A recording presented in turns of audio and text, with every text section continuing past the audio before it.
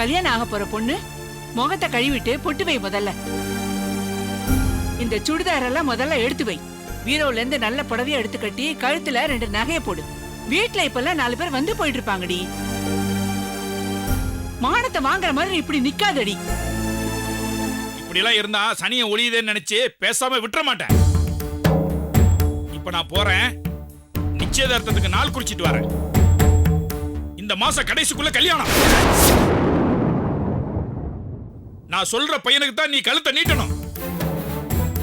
அப்பதான் நீ என் பொண்ணு. ஆயுசுக்கு உனக்கு என்ன செய்யணுமோ அதை நான் செய்வேன்.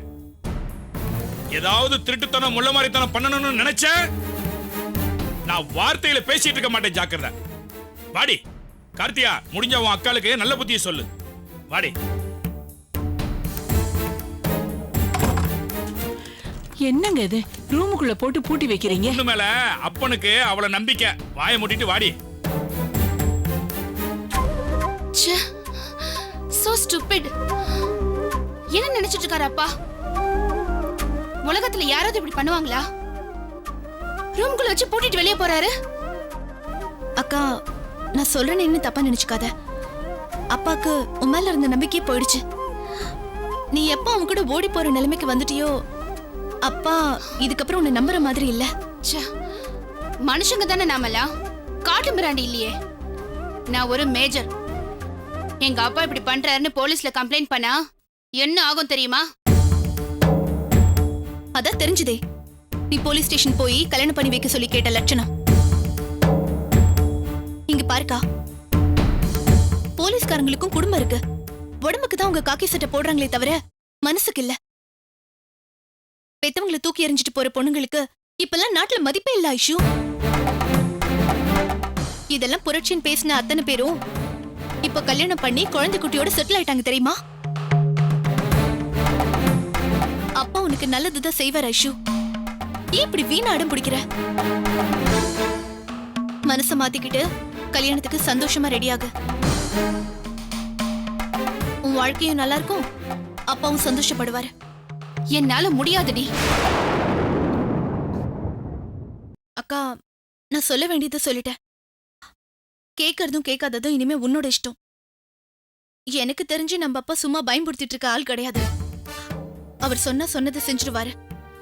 உனக்கே அது நல்லா தெரியும். இன்னொரு தடவை அவரை டென்ஷன் ஆக்கி ஏதாவது பண்ண இந்த வீடு தாங்காது. செத்துருவாருங்கிறியா? அத சொல்லி தானடி எல்லாரும் என்ன பயமுறுத்துறீங்க? பயம்படுத்தல ஐஷு.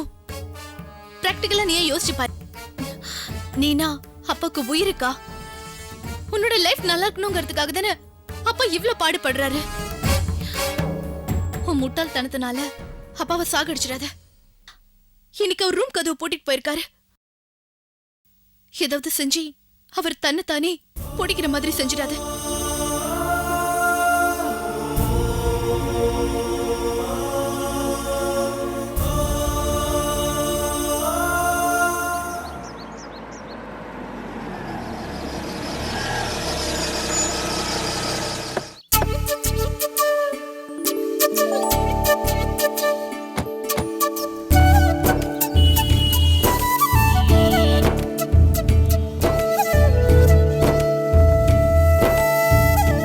சாரதா, சாரதா, வாங்க வாங்க. வணக்கங்க. வணக்கம். முரளி, சூர்யா, என்ன ஒரு ஃபோன் பண்ணிட்டு வரக்கூடாது? வாங்க வாங்க, உட்காருங்க. என் பெரிய பையன் முரளி. நான் சொல்லல, சாந்தா அவங்க வீட்டுக்காரரு. Hello uncle. நல்லா இருக்கேன். நல்லா இருக்கேன். வணக்கம் அங்கிள். பிடிச்சிருக்குன்னு பேசினதுக்கு அப்புறம் இருப்பு கொள்ள மாட்டேங்குது இவருக்கு. நிச்சயதார்த்தத்துக்கு நாளை பாருங்கன்னா இன்னைக்கு வச்சுக்கலாமா நாளைக்கு வச்சுக்கலாமான்னு சொல்றாரு. அதான் உங்க எல்லாரையும் கலந்துக்கிட்டு உங்களுக்கு எப்ப வசதின்னு தெரிஞ்சிட்டு போலான்னு வந்தோம். நியாயம் தானே, செய்யறதுன்னு முடிவு பண்ணதுக்கு அப்புறம் எதுக்காக தள்ளி போடணும்? நானும் அப்படிதான் நினைச்சுக்கிட்டு இருந்தேன். இந்த மாசத்துக்குள்ளேயே கல்யாணத்தையும் முடிச்சிட்டா ரொம்ப நல்லது. ஐயோ, பேசிக்கிட்டே இருக்கேன். மது, போய் சாப்பிட ஏதாவது கொண்டு வாமா. அதெல்லாம் வேண்டாம் சாரதா. ஐயோ இருக்கட்டும், நீ போய் சீக்கிரம் காஃபி போடு. ரொம்ப சந்தோஷமா. இப்படித்தான் இருக்கணும். நான் இன்னைக்கே ஜோசியரை பார்த்து நாள் குறிச்சிடுறேன். இந்த வாரத்திலேயே 2-3 நாள் நல்ல முகூர்த்த நாளா இருக்கு. நிச்சயதார்த்த நாள் குறிச்சிட்டு அப்படியே கையோட கல்யாணத்துக்கு தேதியை பார்த்துட்டு வந்துடுறேன். நாள் ரெடியா இருக்கும் சார். நாம தயாராகணும்ல. கல்யாணங்கிறது விளையாட்டு இல்லையே. தம்பி, கல்யாணத்துக்கு மாப்பிள்ளையும் பொண்ணும் தயாரா இருந்தா போதும். என்ன கேட்டா இந்த உலகத்துல எந்த கல்யாணத்தையும் யாரும் நடத்தி வைக்கிறதே இல்ல. பிக்ஸ் பண்றது மட்டும்தான் நம்ம. அது தானா எப்படியோ நடக்குது. எங்க கல்யாணம் எப்படி நடந்துச்சுன்னு தெரியுமா? அவங்கள பேச விடுங்க. இருக்கலாம் சார். ஆனா எனக்கு என்ன தோணுதுன்னா, இன்னைக்கே நிச்சயதார்த்தம் நாளைக்கே கல்யாணம்னு அவசரப்பட தேவையில்லைன்னு நினைக்கிறேன்.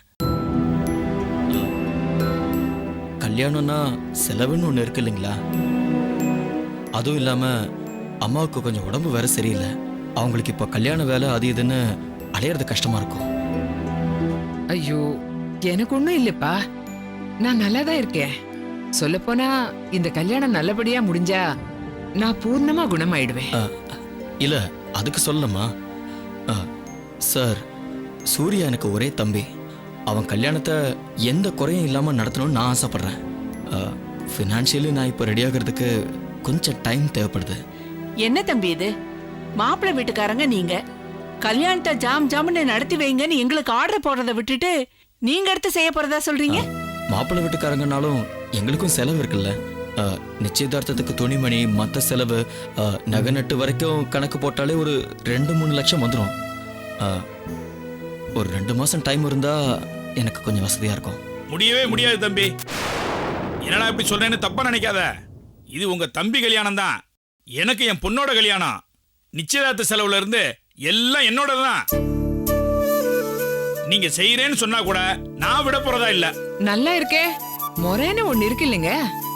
நாங்க செய்ய வேண்டிய செலவு நாங்க தானே செய்யணும். பொண்ணு கல்யாணங்கிறது பெத்தவங்க சந்தோஷமா. இதுல கணக்கு பாக்குறதுக்கோ முறை பாக்குறதுக்கோ ஒண்ணும் இல்ல. ஆண்டவன் புண்ணியத்துல எனக்கு பணத்துக்கு எந்த குறையும் இல்ல. நீங்க மட்டும் ஓகேன்னு சொன்னா 2 நாள்ல நிச்சயத்தை முடிச்சிட்டு கையோட கல்யாணத்துக்கு ஏற்பாடு பண்ணிடுவீல்ல? அதுக்கு இல்ல சார், நான் என்ன சொல்ல வரேன்னா, நீ ஒன்னும் சொல்ல வேணாம் தம்பி. நிச்சயதார்த்த செலவு என்னுடையது. எனக்கு அந்த செலவு செய்யற சந்தோஷத்தை கொடுக்கிற பொறுப்பு உங்களுடையது. ஓகேவா தம்பி? அப்ப நாங்க கிளம்புறோம். கையோட நாள் பார்த்துட்டு திரும்ப வரோம். ஐயோ, பொண்ணு சாப்பிடாம போறீங்களே. இருங்க, காஃபி போட்டுட்டு இருக்கா. அதெல்லாம் ஒண்ணும் வேண்டாம். இனிமே அடிக்கடி வந்து போயிட்டு தானே இருப்போம். அதெல்லாம் பாத்துக்கலாம். நமக்குள்ள எதுக்கு ஃபார்மாலிட்டிஸ் எல்லாம்? இன்னொரு நாள் வந்து சாப்பிட்டா போச்சு. வரேம்மா, வரேன் வரேன் தம்பி. ஆமா ரஞ்சினி, எப்படி இருக்க? நல்லா இருக்கேன். வந்த உடனே கேட்கணும்னு நினைச்சேன் மருமக பொண்ணு எங்கன்னு. ரஞ்சினி, 2-3 நாள்ல நிச்சயதார்த்தம் வச்சுக்கலாங்கிறாங்க. ஓ, செலவு பூரா நாங்களே ஏத்துக்கிறோம். மாப்பிள்ளைய மட்டும் கூட்டிட்டு வந்தா போதுங்கிறாங்க.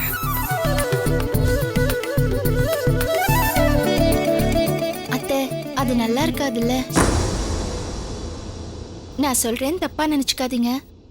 நாம செய்ய வேண்டிய செலவை நாம தானே செய்யணும். அது முறை மட்டும் இல்ல, அதுதான் நமக்கும் கௌரவம். அப்படியெல்லாம் நினைக்காதம்மா. யார் செலவு பண்றதுன்னு முக்கியம் இல்ல. கல்யாணம் நல்லபடியா நடக்கணும். அதான். எல்லாம் முறைப்படி நடந்தாதானே கல்யாணமும் நல்லபடியா நடக்கும். என்ன இப்போ நிச்சயதார்த்தத்தை சீக்கிரம் வச்சுக்கணும்னா சீக்கிரமா பணத்துக்கு ஏற்பாடு பண்ணணும், அவ்வளவுதானே? நீங்க அதை பத்தி கவலைப்பட வேண்டாம். அத்தை ஆசைப்படுற மாதிரி சூர்யாவோட கல்யாணம் சூப்பரா நடக்கும். என் வீட்டுக்காரரும் பொறுப்பு.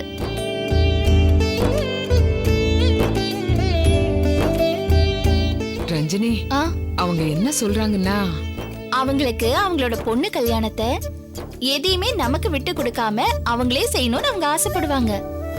ஆனா நாமளும் விட்டு கொடுக்க முடியாதுல்ல. நமக்கு எது கௌரவமோ அதைத்தானே நாமளும் செய்யணும்.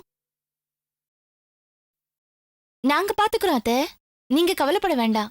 தம்பி, உன் சம்சாரமே இப்படி கட்டன் டைட்டா பேசினதுக்கு அப்புறம் நான் பேசுறதுக்கு என்ன இருக்கு? இப்ப எதுக்கு பேசிக்கிட்டு? சீக்கிரமா போய் நாளை பாருங்க, பாத்துட்டு போன் பண்ணுங்க. தலைக்கு மேல வேலை இருக்குல்ல. சரிம்மா, சரி, வாங்க வாங்க. சூர்யா, போய் வழி அனுப்பிட்டு வா. முரளி.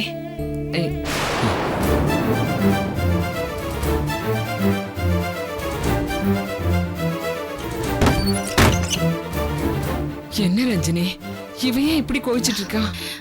அது ஒண்ணு இல்ல அத்தை, ஏதாவது டென்ஷனா இருக்கும். சரி, நீங்க மருந்து சாப்பிட்டீங்களா? இல்ல முரளி வந்து நீங்க மருந்து சாப்பிடலன்னு எனக்கு தெரியும். வாங்க, நான் மருந்து எடுத்து தரேன், சாப்பிடுங்க.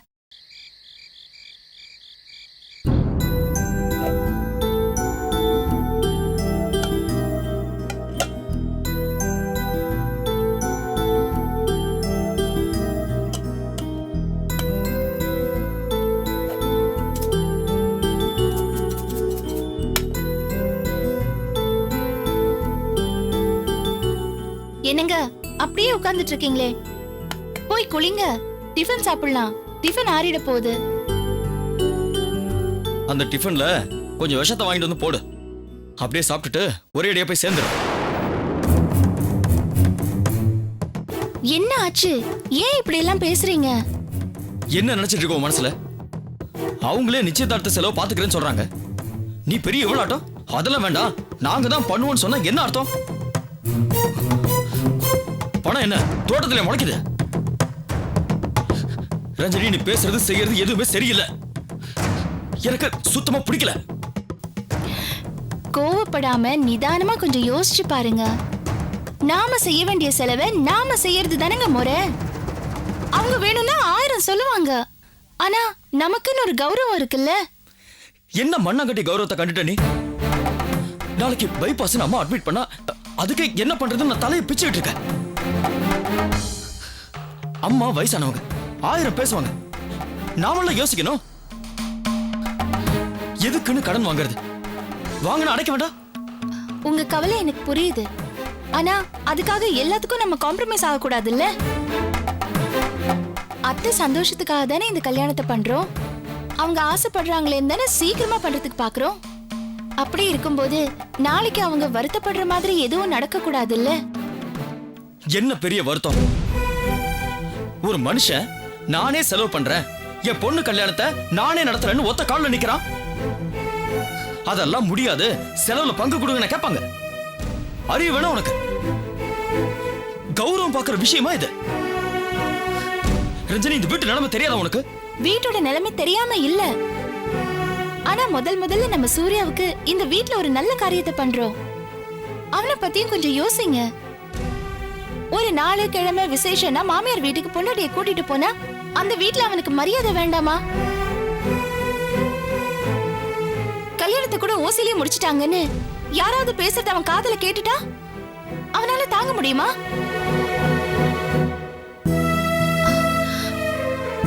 அப்படிதான் பேசுவாங்கன்னு நான் சொல்லல. ஆனா அதுக்கு ஏன் நாம ஒரு சந்தர்ப்பத்தை கொடுக்கணும் தான் கேக்குறேன். கல்யாண செலவுங்கிறது ஒரு பொண்ணு வீட்டுக்காரங்களும் புள்ள வீட்டுக்காரங்களும் 2 பேரும் சமமா எடுத்துக்க வேண்டிய ஒரு பொறுப்பு. அப்படி இருந்தாதான் போற இடத்துல நம்ம வீட்டு பையனுக்கு ஒரு மரியாதை. அத்தைக்கு அதுதானங்க கௌரவம். ஆமாமா, பெருசா கண்டுகிட்டா. வாயை வச்சுக்கிட்டு சும்மா இல்லாம வீண் செலவை இழுத்து விட்டுக்கிட்டு. இல்லங்க, நான் தெளிவா யோசிச்சுட்டு தான் பேசினேன். வாழ வர பொண்ணுக்கு புருஷன் வீட்டுல ஒரு சந்தோஷம் இருக்கணும். அதே மாதிரி மாமியார் வீட்டுக்கு போனா அங்க மாப்பிள்ளைக்கும் ஒரு மரியாதை வேண்டாமா? எதுக்காகவும் அதை விட்டு கொடுக்க முடியாதுங்க. நான் என்னத்த கண்ட? மாமியார் வீடுன்னு ஒண்ணு எனக்கு இருந்தா தானே.